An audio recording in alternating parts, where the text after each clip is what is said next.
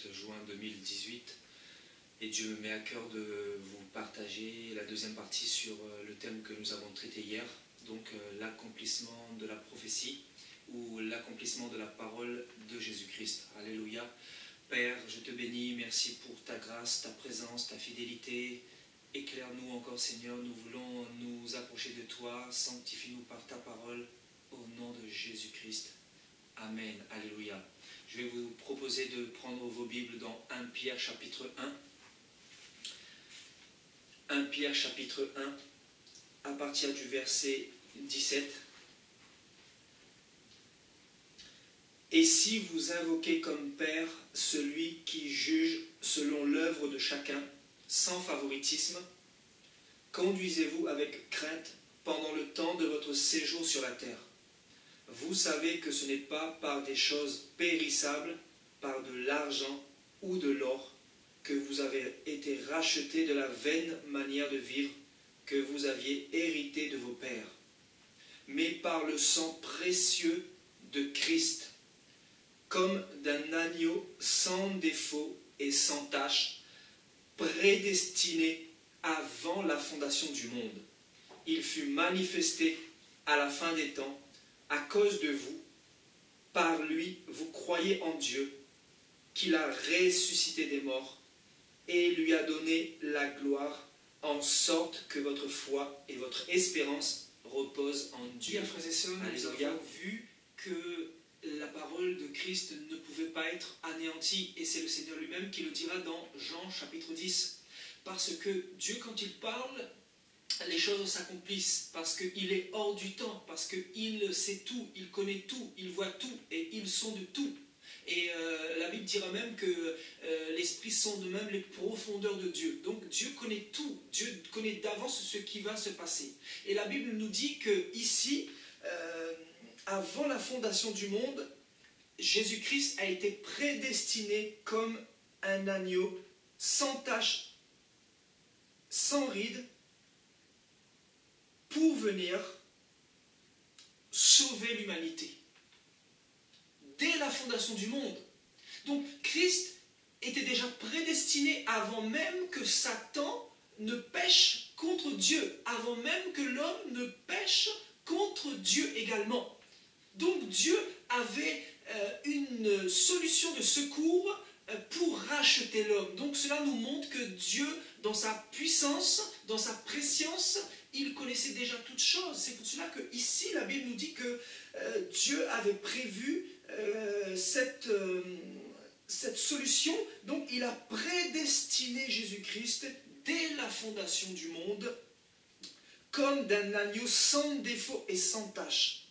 Donc Jésus-Christ qui allait venir dans ce monde pour racheter tous les hommes de leur transgression. Donc on nous montre clairement que ici, prophétiquement, Dieu savait pertinemment tout ce qui allait arriver, notamment la venue de Jésus-Christ. C'est pour cela que Dieu va commencer à parler par les prophètes, par Zacharie, par Joël, par Ésaïe, par David, afin de conditionner l'humanité à la connaissance.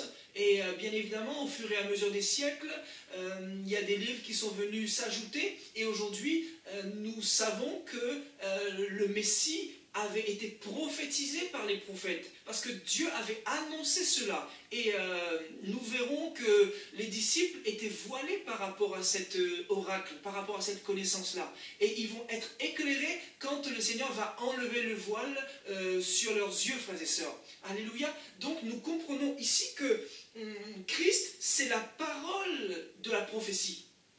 Christ, c'est l'annonce du futur. C'est l'annonce de tout ce qui va arriver. Donc en Jésus-Christ, en fait, il n'y a que la prophétie. Alléluia. C'est pour cela que celui qui se convertit à Jésus-Christ, il doit d'ores et déjà anticiper, il doit se préparer en conséquence, parce qu'il a une chose que les païens n'ont pas, c'est-à-dire il a la connaissance de ce qui va arriver notamment. Alléluia. Donc allons faire un tour dans Matthieu 26. Matthieu 26.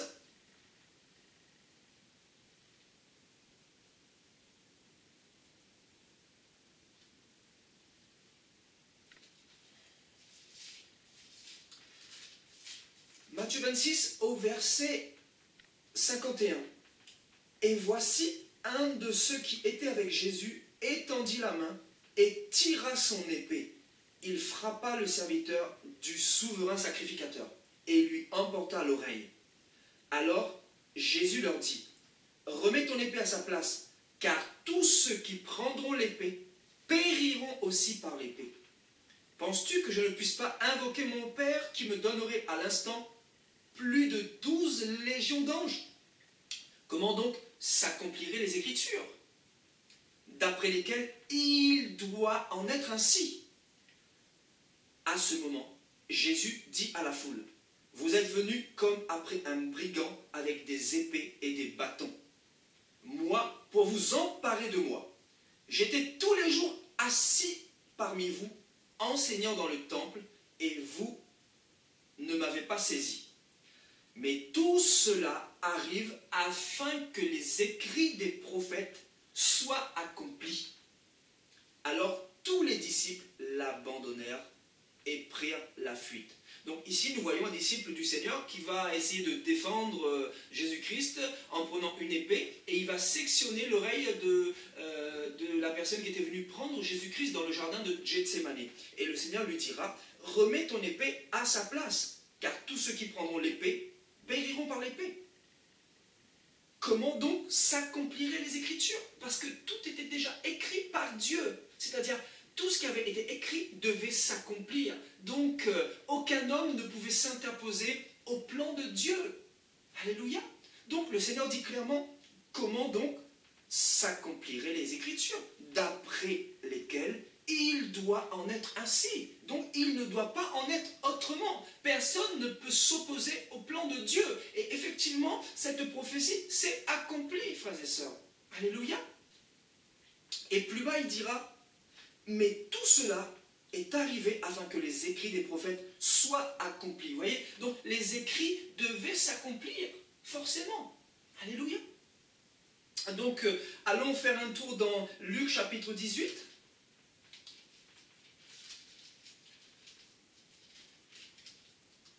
Luc chapitre 18, à partir du verset 31.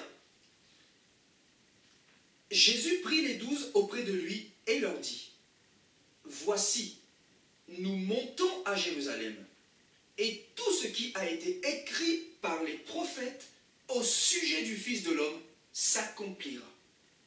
Car il sera livré aux païens, on se moquera de lui, on l'outragera, on crachera sur lui, et après l'avoir battu de verge, on le fera mourir. Et le troisième jour, il ressuscitera. Mais ils ne comprirent pas cela. Ils ne comprirent rien à cela. C'était pour eux un langage caché. Des paroles dont ils ne saisirent pas le sens. Donc on nous dit que le Seigneur avait connaissance parfaite de ce que Ésaïe avait dit, notamment Ésaïe 53. Dans Ésaïe 53, nous annonce que le Messie allait souffrir, il allait être abandonné de tous, il allait être frappé, et il allait porter tous les péchés de l'humanité sur son corps, dans son corps, frères et sœurs. Donc, il savait pertinemment que ces choses-là allaient arriver. Et donc, il était en train de leur annoncer justement cette prophétie-là, et on nous dit qu'ils ne vont rien comprendre à cela. Parce que c'était pour eux un langage caché. Donc, ils n'avaient pas reçu la révélation des oracles de Dieu à travers le prophète Ésaïe, à travers les autres prophètes également, Zacharie, Joël, etc. Des paroles dont ils ne saisissaient pas le sens. Donc, le Seigneur, encore une fois, il confirme qu'il fallait qu'il meure et qu'il ressuscite. Il fallait qu'il accomplisse tout ce qui avait été dit de lui, frères et sœurs. Donc, il était en train d'essayer de leur ouvrir l'intelligence, mais malheureusement, ces choses-là étaient encore voilées pour eux. Alléluia. Donc, allons maintenant dans Luc chapitre 24.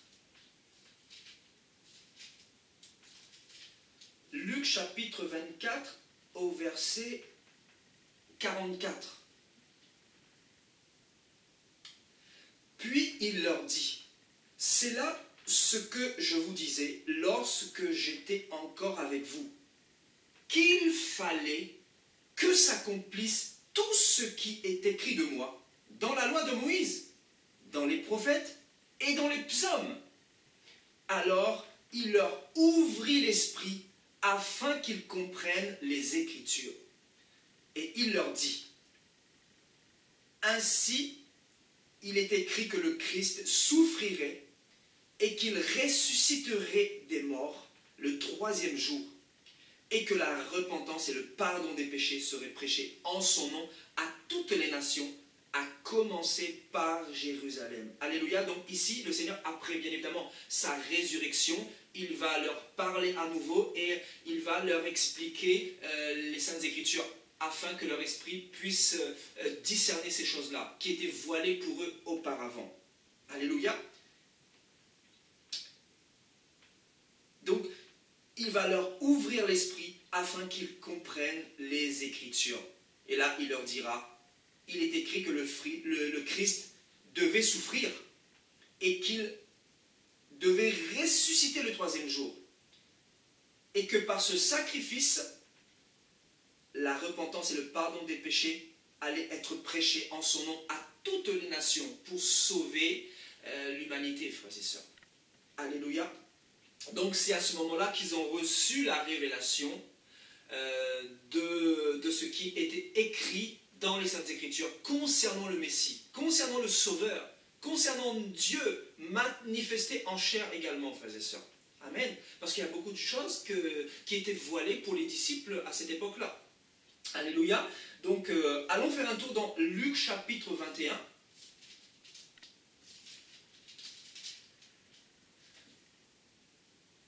Luc chapitre 21 au verset 20. Lorsque vous verrez Jérusalem investie par des armées, sachez alors que sa désolation est proche. Alors que ceux qui seront en Judée fuient dans les montagnes, que ceux qui seront au milieu de Jérusalem en sortent, et que ceux qui seront dans les champs n'entrent pas dans la ville. Car ce seront des jours de vengeance pour l'accomplissement de tout ce qui est écrit. Donc le Seigneur est en train de prophétiser la Troisième Guerre mondiale. Il est en train de prophétiser toute la venue de l'armée de l'Antéchrist en Israël. Et il est en train en même temps de confirmer tout ce que Zacharie avait donné comme prophétie. Il est en train de confirmer tout ce que Joël avait reçu comme prophétie. Donc il n'est pas venu annuler les Écritures, mais il est venu effectivement confirmer. Alléluia. Donc c'est pour cela que dans Matthieu chapitre 17, il dira, « Ne croyez pas que je sois venu pour abolir la loi et les prophètes. Je ne suis pas venu pour abolir, mais pour accomplir. » Donc il est effectivement venu pour accomplir tout ce qui était écrit de lui et tout ce qui était annoncé par Dieu concernant la Troisième Guerre mondiale, concernant les personnes qui allaient être égarées dans la fin des temps, concernant l'apostasie, concernant tout ce qui allait en advenir dans le futur, frères et sœurs.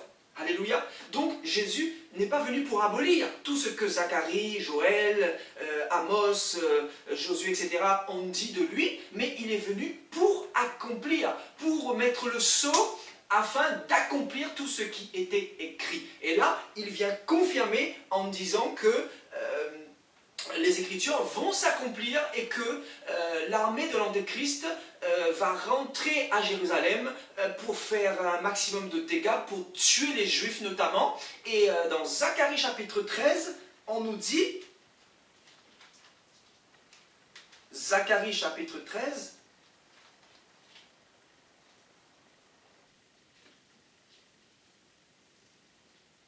alléluia.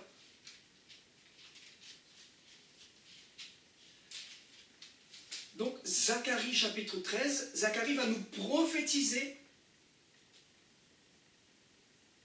sur cette Troisième Guerre il dira, dans tout le pays, dit l'Éternel, les 2 tiers seront exterminés, périront, et l'autre tiers restera. Je mettrai ce tiers dans le feu, et je le purifierai comme on purifie l'argent. Je l'éprouverai comme on éprouve l'or. Donc, Zacharie va prophétiser et dira, sous l'inspiration du Seigneur, que 2 tiers de Juifs vont être exterminés lors de cette 3e guerre mondiale, quand l'armée de l'Antéchrist siégera la ville de Jérusalem. Donc, c'est quelque chose qui a été annoncé. Donc, personne ne pourra annuler ce qui a été donné par Zacharie ici. Parce que tout ce qui a été annoncé aura leur accomplissement, frères et sœurs. Alléluia. Donc, on nous dit que 1 tiers sera sauvé et purifié par le Seigneur. Alléluia. Donc, si nous partons dans Apocalypse chapitre 9, on nous dira concernant cette fameuse 3e guerre mondiale, cette guerre d'Armageddon, qui sera terrible, qui sera destructrice comme jamais il y en a eu sur la terre. Apocalypse chapitre 9, au verset 15. Et les 4 anges qui étaient prêts pour l'heure, le jour, le mois et l'année furent déliés,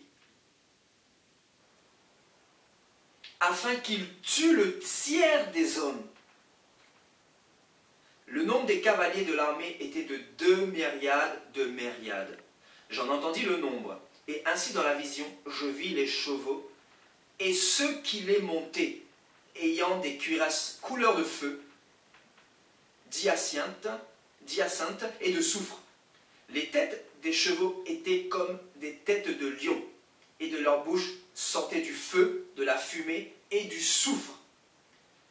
Le tiers des hommes fut tué par ces 3 fléaux. Donc on nous dit que 1 tiers de l'humanité, environ 3 milliards de personnes, vont être exterminées par l'armée de l'Antéchrist, par ces armes sophistiquées que nous retrouvons aujourd'hui, notamment l'arme nucléaire, notamment toutes les armes chimiques, bactériologiques, etc., frères et sœurs. Donc 1 tiers.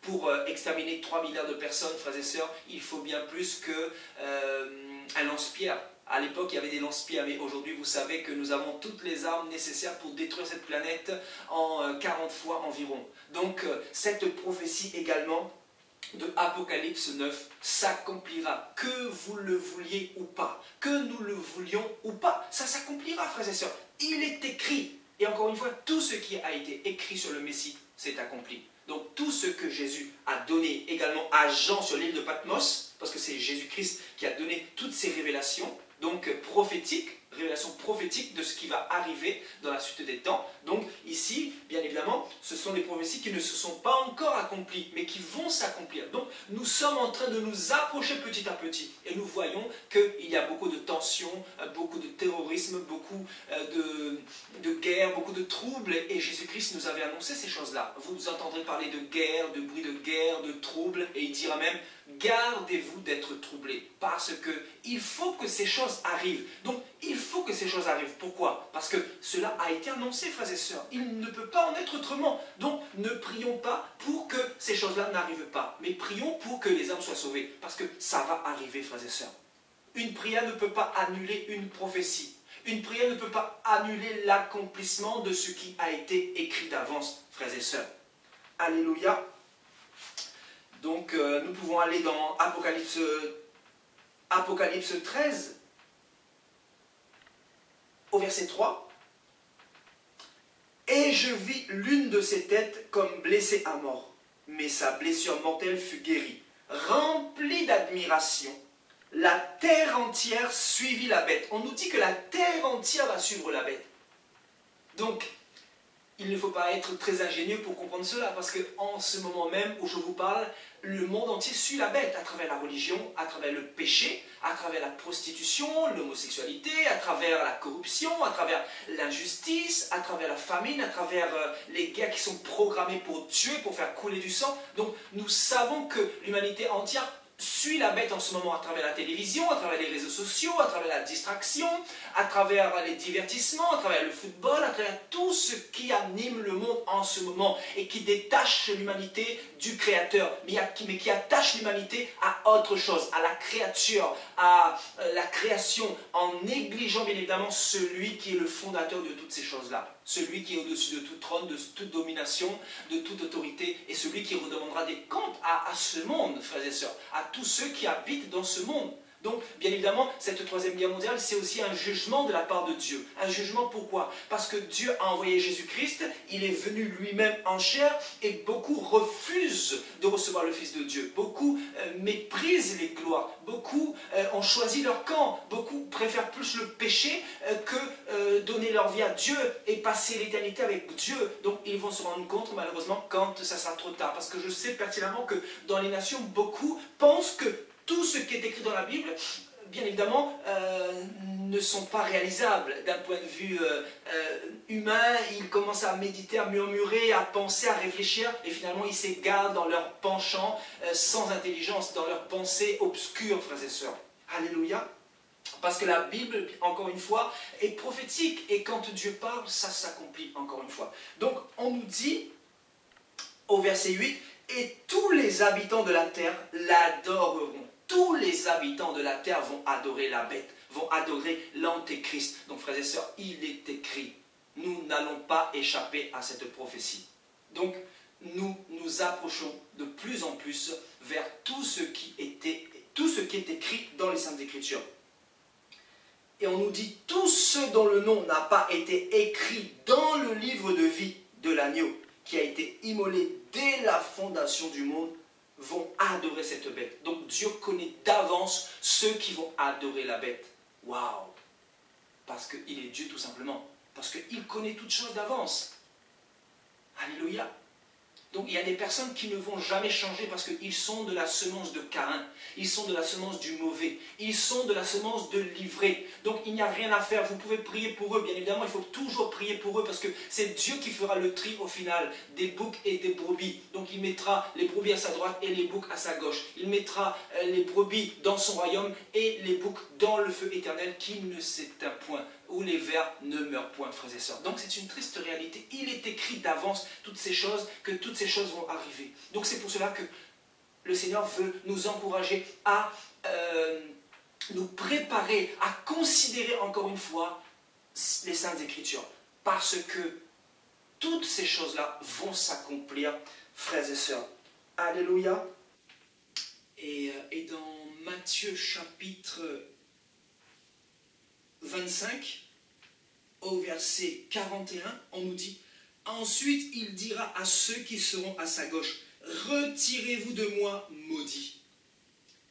Allez dans le feu éternel qui a été préparé. » Donc le feu a été préparé pour le diable et pour ses anges. Donc il est écrit que le diable et tous les démons iront au châtiment éternel dans le lac de feu, dans la géhenne. Donc c'est une prophétie que nous ne pouvons pas enlever des Saintes Écritures, parce qu'elle aura son accomplissement. Et on nous dit également que tous ceux qui seront à gauche iront avec Satan dans le lac de feu, bien que Dieu n'a pas préparé le lac de feu pour les hommes, mais pour Satan et les démons. Mais beaucoup, malheureusement, qui se sont opposés aux lois de Dieu, qui ont été orgueilleux, qui ont été résistants, qui ont été religieux, qui ont été hypocrites, qui ont préféré rester dans l'impudicité, ben malheureusement, ils vont suivre le diable dans le lac de feu. Donc c'est quelque chose qui est déjà écrit. Donc qu'est-ce que nous devons faire, frères et sœurs? Nous devons examiner nos vies.